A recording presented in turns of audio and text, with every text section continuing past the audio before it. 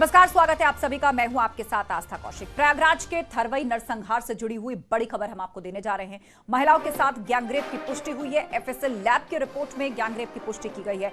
23 अप्रैल को थरवई में नरसंहार हुआ था और एक ही घर में 5 लोगों की हत्या कर दी गई थी। मुठभेड़ के बाद 7 डकैतों को गिरफ्तार किया गया था। डकैतों ने नरसंहार की घटना को कबूला भी था और इसमें अब एक नया तथ्य निकलकर सामने आया है, वो ये कि महिलाओं के साथ गैंगरेप की पुष्टि की है। एक ही घर में 5 लोगों की हत्या की थी कुछ डकैतों ने, जिनकी गिरफ्तारी हुई और इस वारदात को उन्होंने खुद कबूला भी था। लेकिन एफएसएल की रिपोर्ट के बाद अब पुष्टि हो गई है कि मरने वाली सभी महिलाओं के साथ गैंगरेप किया था इन डकैतों ने। एफएसएल की रिपोर्ट में गैंगरेप की पुष्टि हुई है। 23 अप्रैल को थरवई में नरसंहार हुआ था। एक ही घर में 5 लोगों की हत्या हुई थी। स्वाब एफएसएल फाफामऊ भेजे गए थे, उसकी जांच रिपोर्ट में दुराचार की पुष्टि हुई है। आपको अवगत कराना है कि पकड़े गए बदमाशों ने ये बात कबूली थी कि उनके द्वारा दुराचार भी किया जाता रहा है, दुराचार किया भी गया था थरवई वाले केस में। और उसी के तारतम्य में जो एफएसएल फाफामऊ की रिपोर्ट आई है उसमें मानववीर पाया गया है। रिपोर्ट में पुष्टि हुई है दुराचार की और उसी रिपोर्ट के आधार पे सुसंगत धारा जो 376 की धाराएं हैं, 376 डी की बढ़ोतरी की गई है। वहीं बिजनौर में महिला के साथ मारपीट करने के आरोपी ग्राम प्रधान को पुलिस ने हिरासत में ले लिया है। ग्राम प्रधान पर कहासुनी के बाद महिला की पिटाई करने, उससे छेड़छाड़ की नीयत से दबोचने का आरोप है। महिला की पिटाई का वीडियो सोशल मीडिया पर वायरल हुआ था और उसके बाद पुलिस ने अब ये कार्रवाई की है। कहासुनी के बाद इस महिला की पिटाई की गई थी। वीडियो वायरल होने के बाद पुलिस एक्शन में आई। देखिए, ये वही तस्वीर थी जिसने सबको विचलित किया है। तस्वीरें विचलित कर सकती हैं। इस महिला की पिटाई की गई, अब ये आरोपी हिरासत में है। कहासुनी के बाद किस तरह इस महिला के साथ मारपीट की गई और बुरी तरह इसको धकेल करके जमीन पर गिराया गया। ये देखिए तस्वीर, हिरासत में ये आरोपी ग्राम प्रधान अब आ चुका है जिस पर इस महिला की पिटाई करने का आरोप है।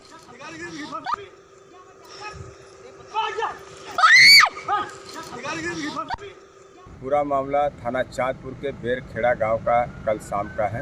अपराह्न का एक साजिद नाम के मौजूदा प्रधान ने एक महिला जो उसी समुदाय की है, मुस्लिम समुदाय की, पंचायत घर के पास, खेत के पास मामूली कहासुनी को लेकर के उसके साथ मारपीट किया, अभद्रता किया।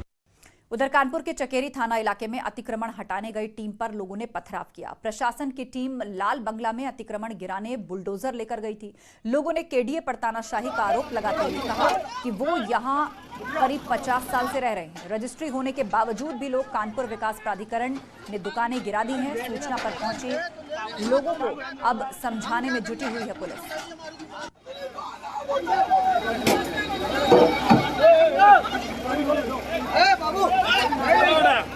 केडीए पर भेदभाव का आरोप लगा है। लोगों ने प्रशासन पर पत्थरबाजी की है। बुलडोजर पर पथराव किया गया।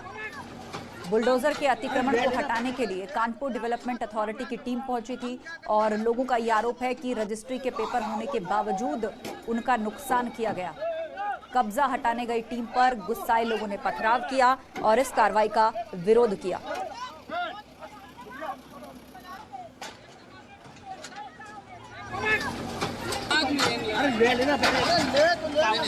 कानपुर में लोगों ने अतिक्रमण पर एक्शन का विरोध किया है। चकेरी थाना के लाल बंगला इलाके का ये मामला है जहां लोगों का आरोप है कि उनके पास रजिस्ट्री के पेपर मौजूद थे और फिर भी प्रशासन ने ये कार्रवाई की। सौरभ हमारे साथ फोन लाइन पर जुड़ गए हैं। सौरभ, बताइए क्या मामला है पूरा और क्या इन लोगों को अब शांत करा लिया गया है? देखिए, ये पूरा मामला शुरू से आपको बता दूं कि अवैध रूप से जिस तरीके के निर्माण थे उसके खिलाफ लगातार सरकार के आदेश पर कार्रवाई जारी है। उसी क्रम में ये कार्रवाई की जा रही थी। हालांकि जिनके घर गिराया गया उस पक्ष का इस तरीके का ये कहना था कि वो केडीए के अधिकारियों से मिले थे और उनको इस बात के लिए आश्वासन दिया गया था कि उनको 3 दिन का वक्त दिया गया, ये उनका कहना है। लेकिन केडीए की तरफ से अभी तक कोई ऑफिशियली बयान इस पर नहीं दिया गया था, जिस पर इन लोगों का कहना है कि इनका गलत तरीके से इनके मकान को गिराया गया है और उसका इन्होंने विरोध जताया। काफी देर तक हंगामा चला और जब पुलिस फोर्स पहुंच गई तो मामले को शांत कराते हुए फिलहाल जो गिराने की कार्रवाई, ध्वस्तीकरण कार्रवाई थी, उसको रोक दिया गया है और अब जो है वहां पर वार्ता चल रही है और उसके बाद जो वार्ता के बाद तय होगा वो आगे कार्रवाई की जाएगी। आप नजर बनाए रखिए स्थिति पर, आगे भी हम आपसे अपडेट लेंगे। जानकारी के लिए फिलहाल आपका शुक्रिया सर।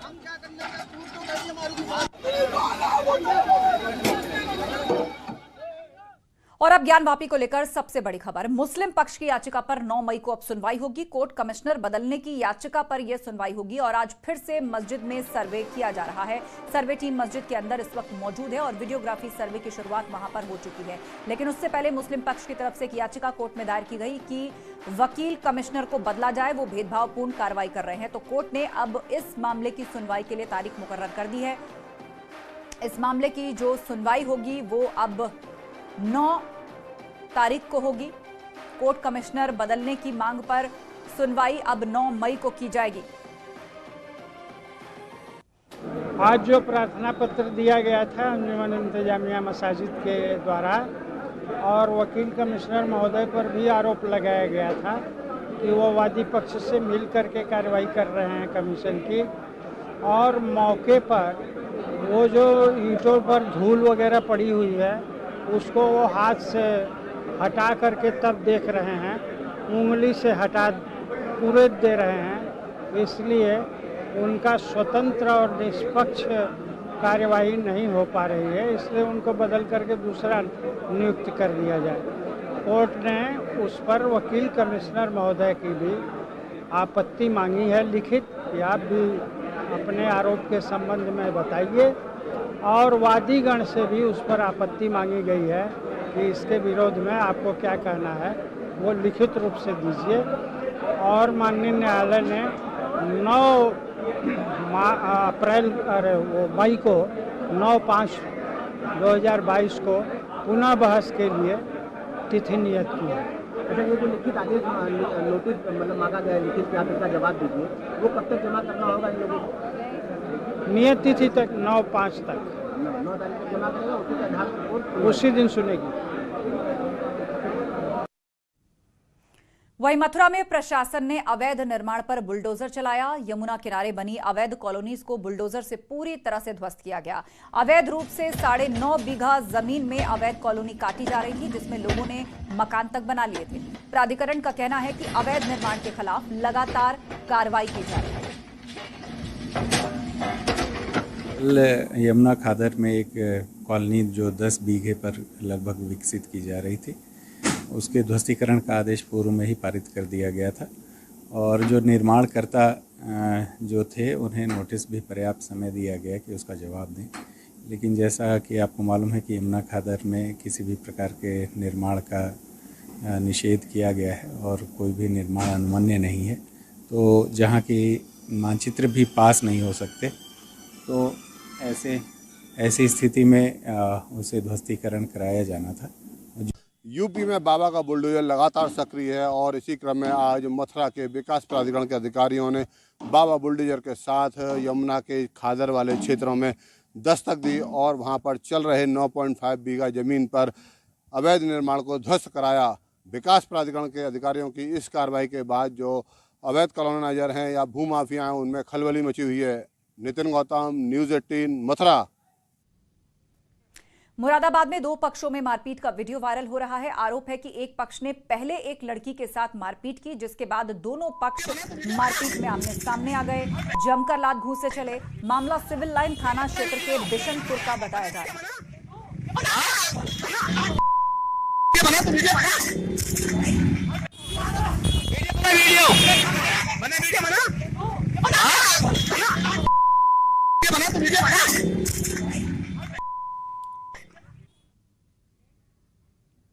रायबरेली में 2 गुटों के बीच दबंगई का वीडियो वायरल हुआ है। मामला मिल एरिया थाना इलाके का है। यहां पर 2 गुटों के बीच जमकर ईंट पत्थर चले हैं। वीडियो वायरल होने के बाद पुलिस ने संज्ञान लेते हुए अमन और दानिश नाम के 2 युवकों को हिरासत में लिया। वायरल वीडियो के आधार पर पुलिस अन्य लोगों को भी चिन्हित कर रही है।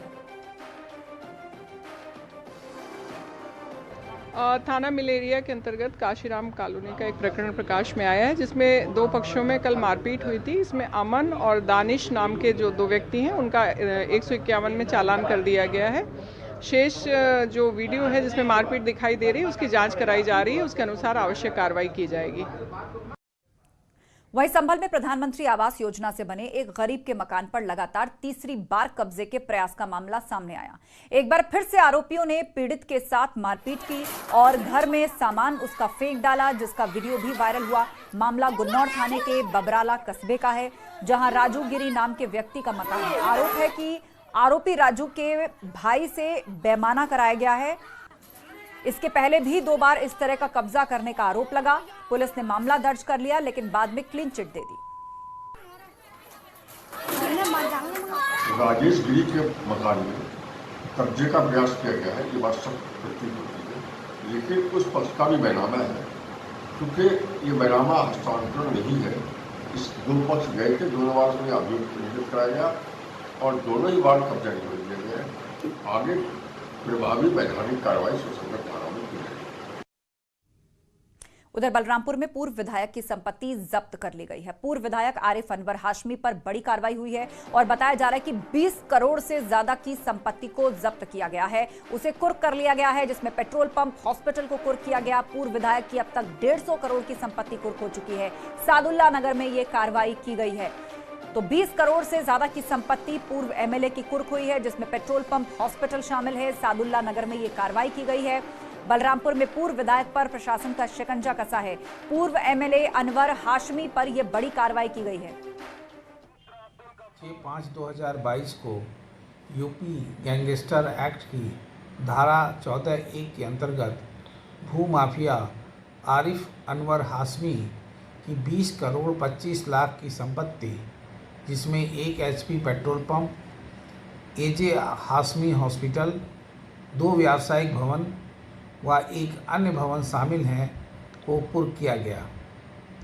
इसके पूर्व में भी इस शातिर अपराधी की 100 करोड़ की संपत्ति जिला मजिस्ट्रेट के आदेश पर कुर्क की जा चुकी है।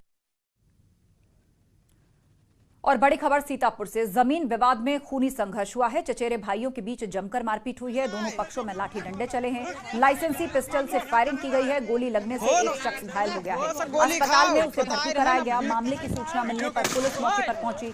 पुलिस मामले की तफ्तीश कर रही है।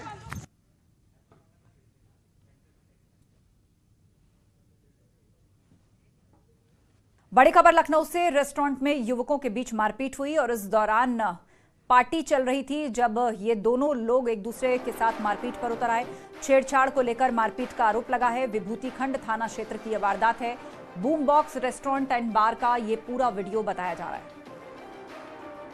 तो पार्टी के दौरान मारपीट हुई, छेड़खानी को लेकर ये मारपीट हुई है, ऐसा आरोप लगाया जा रहा है। ये वीडियो इस वक्त वायरल हो रहा है।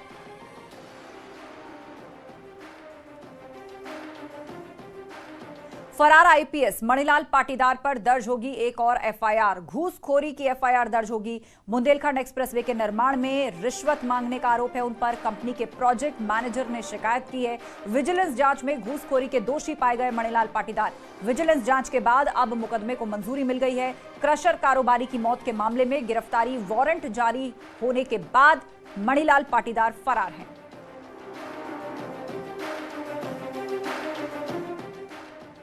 उधर बरेली में प्रधानमंत्री किसान सम्मान निधि योजना में करीब 3 करोड़ का फर्जीवाड़ा सामने आया। केंद्र सरकार की ओर से कृषि विभाग को भेजे गए रिकॉर्ड के मुताबिक इनकम टैक्स भरने वाले 3000 लोगों ने भी किसान सम्मान निधि ले ली। अब कृषि विभाग ने इन किसानों को नोटिस जारी करके उनसे वसूली के आदेश दे दिए हैं। 300 ऐसे दंपति भी चिन्हित करे गए हैं जिन्होंने एक ही जमीन पर अलग अलग कागजात के जरिए किसान सम्मान निधि हासिल की और इन पर भी कार्रवाई की तैयारी चल रही है।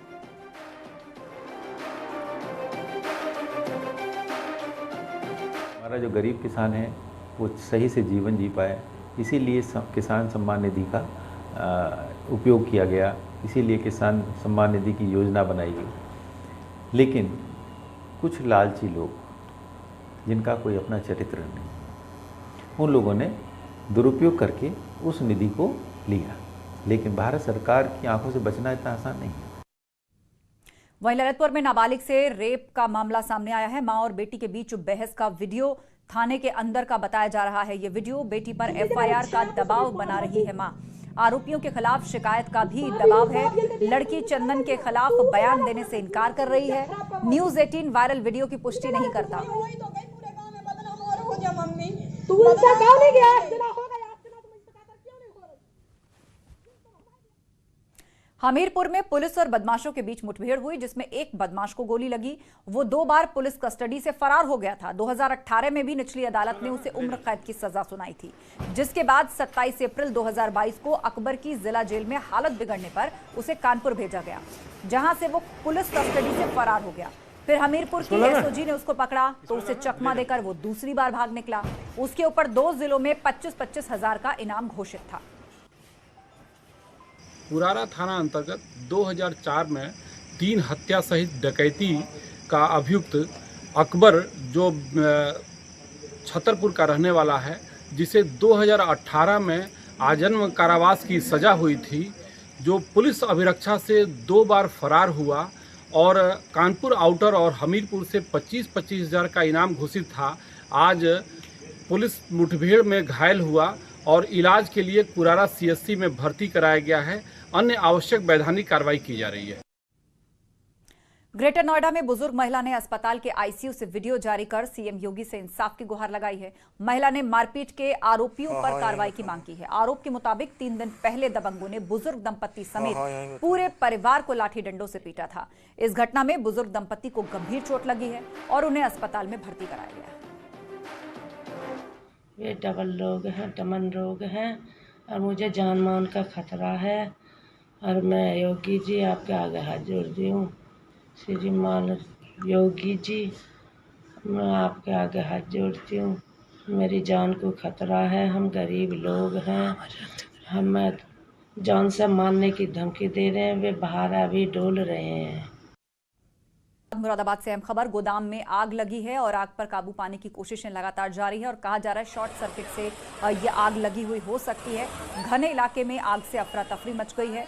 गल शहीद के आदर्श नगर की एक घटना है। एक गोडाउन में ये आग लगी है, जिसे बुझाने की कोशिशें लगातार की जा रही हैं। घने इलाके में ये आग लगी है। आसपास और भी शॉपिंग कॉम्प्लेक्सेस हैं, कई और इमारतें बनी हुई हैं। लोग काफ़ी डर गए क्योंकि आग की लपटें छतों के ऊपर से निकलती हुई दिख रही थी। ये एक गोडाउन है, कहा जा रहा है शॉर्ट सर्किट के कारण यहाँ पर आग लगी है।